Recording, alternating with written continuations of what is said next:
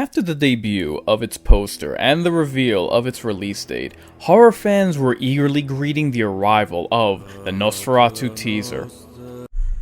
Come to me. Hear my call. Come to me. Did it disappoint? Or was it worth the wait?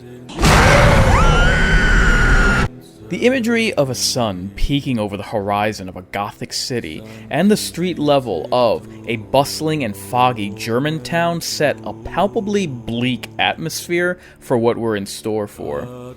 As important as the visuals are for any movie, and especially the marketing, one thing that I noticed in two separate instances that I've got to give this teaser credit for is sound.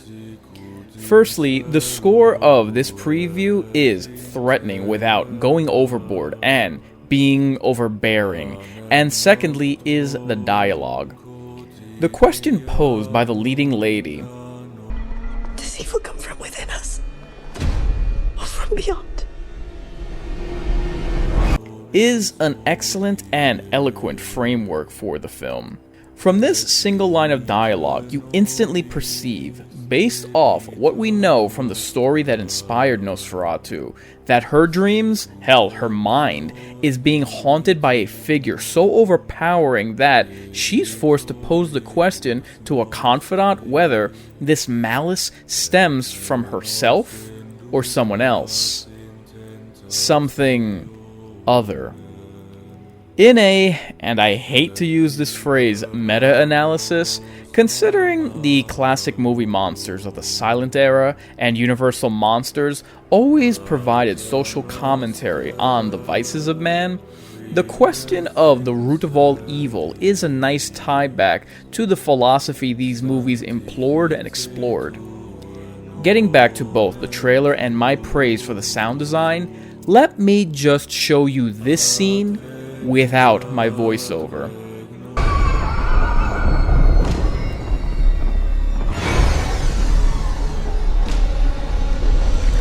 The sight of both the approach to an ominous castle on a mountaintop and crossing over a grim bridge with such unnatural speed as if floating towards the entrance are flawlessly paired with a sinister soundtrack to deliver that sinking feeling.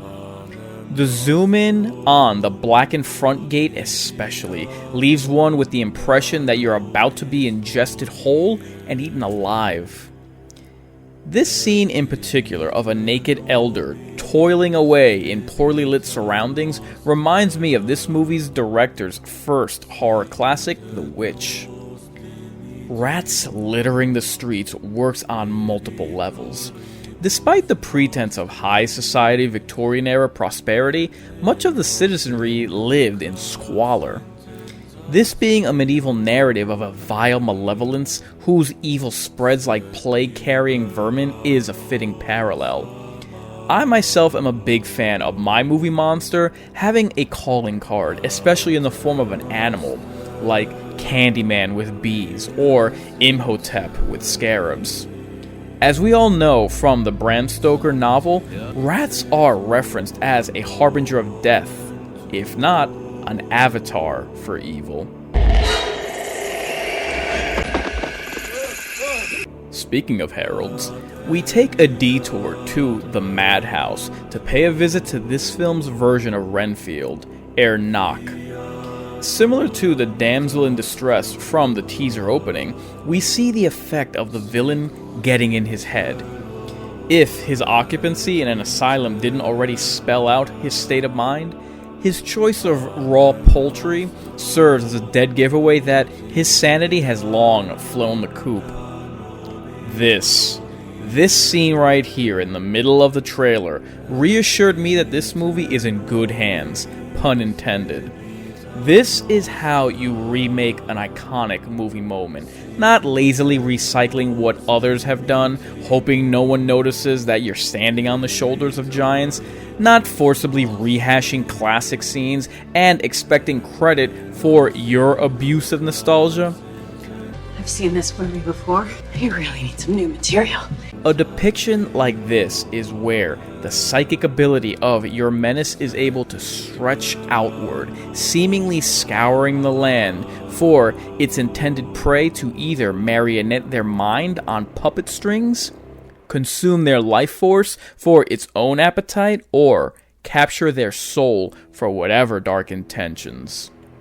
A masterful stroke. The procession of bodies is an expected grisly consequence, painted in suitably dreary gray washout. Ah, the villagers at a forest gravesite. What would a retelling of a Gothic classic be without its superstitious townspeople on the scene to warn of incoming danger and attempts to subdue this rot upon the land with old-world mysticism?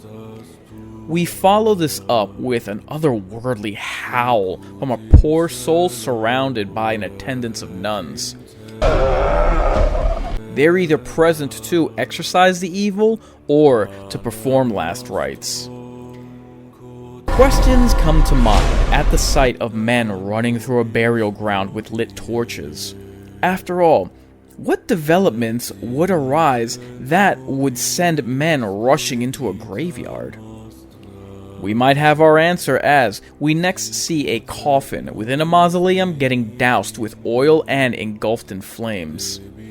What looks like our leading lady is screaming in pain as she tears at her dress as children shriek in terror.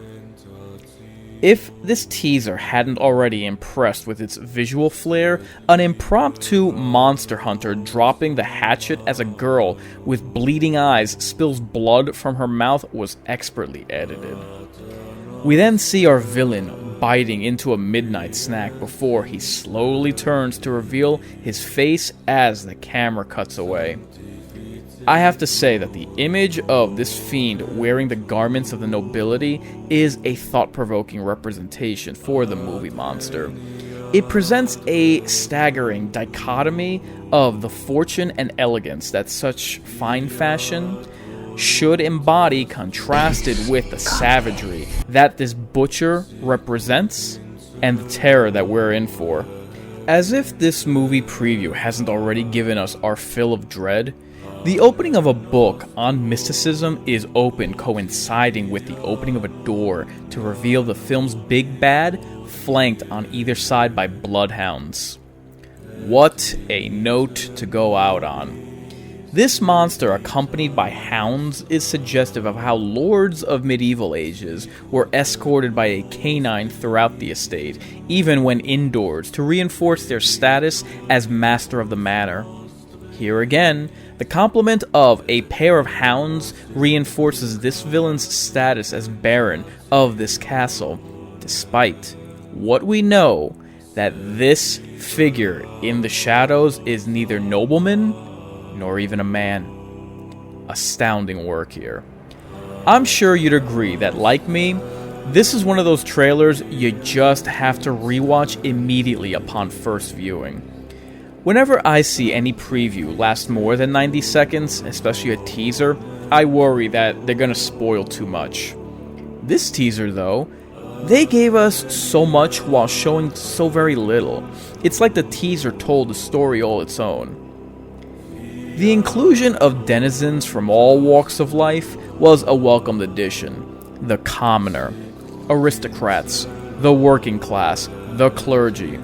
If for no other reason, this film will most likely depict how the movie monster affects each of them, but also how they react to this plague upon the land, with superstition, with medicine, with reason, with religion. It didn't hit me until I saw this trailer, but this film's got something of a dark triad at play. Not only is the movie helmed by the best director I've seen behind the camera in the last decade in Robert Eggers, but it has the best actor to grace the scenes in the last 10 years with Bill Skarsgård. Fingers and fangs crossed that the subject matter of the first great movie monster will be the last ingredient to complete the trilogy and operate in concert, like a symphony of horror, to resurrect this cinema icon. You know that I don't jump the gun on anything in the genre, and I always make the effort to temper my enthusiasm and expectations.